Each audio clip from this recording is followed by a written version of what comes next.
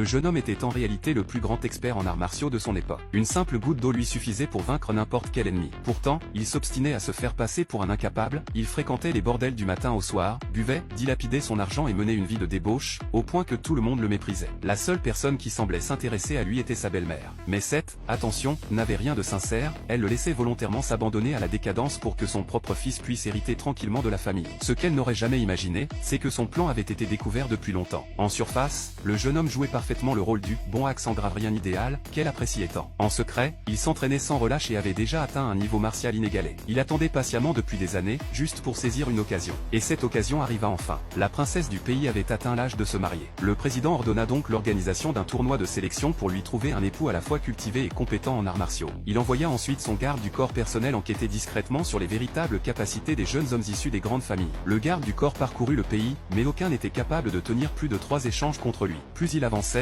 plus il était déçu. Puis il arriva chez le jeune homme, s'installa sur une poutre et le vit en train de se prélasser dans un bain, totalement insouciant, tel un bon accent gravrien irrécupérable. Il conclut immédiatement que cet homme ne valait rien. Il prit son pendentif de jade et se prépara à partir, lorsque soudain une voix glaciale retentit au loin. Qui t'a permis de partir? À peine ces mots prononcés, le jeune homme atterrit depuis le ciel. En le voyant si agile, le garde du corps resta surpris, mais son cœur était toujours rempli de mépris. Confiant, il pensa que le jeune homme ne pourrait jamais être plus fort que lui et lança une provocation. Tu veux ton pendentif? Viens le prendre toi-même. Le jeune homme ne répondit même pas. En un éclair, il se déplaça, le plaqua violemment au sol d'un seul coup de pied, puis réapparut derrière lui l'instant suivant. Le garde du corps n'eut même pas le temps de réagir qu'il fut projeté au loin par une seule frappe. Blessé, il retourna au bureau du président et rapporta toute l'affaire sans rien omettre. Le président, ravi, ordonna immédiatement que les deux fils de cette famille, ceux qui remplissaient les conditions, participent tous les deux au tournoi. Le fils biologique de la belle-mère, apprenant cela, se mit en colère. Il ne voulait pas que le jeune homme lui vole la vedette. Il tenta de s'opposer, mais sa mère l'arrêta. C'était un tournoi où la mort était permise, le laisser y aller n'était pas une mauvaise idée. S'il mourait sur le ring,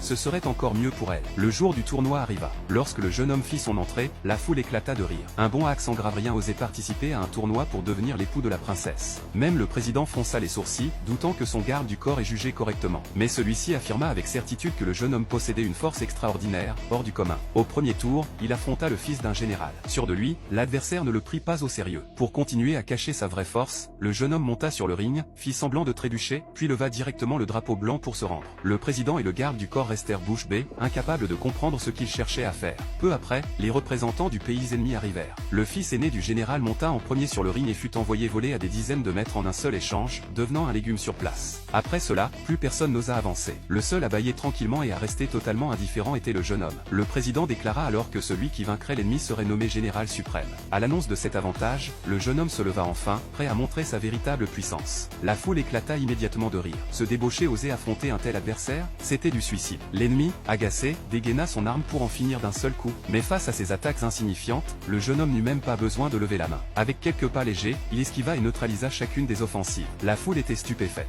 Jamais il n'aurait imaginé que ce terrible adversaire serait ainsi joué comme un enfant. Humilié, l'ennemi décida de sortir sa véritable arme secrète. Mais la manière dont le jeune homme l'affronta ressemblait simplement à un adulte réprimandant un enfant totalement détendu, sans le moindre effort.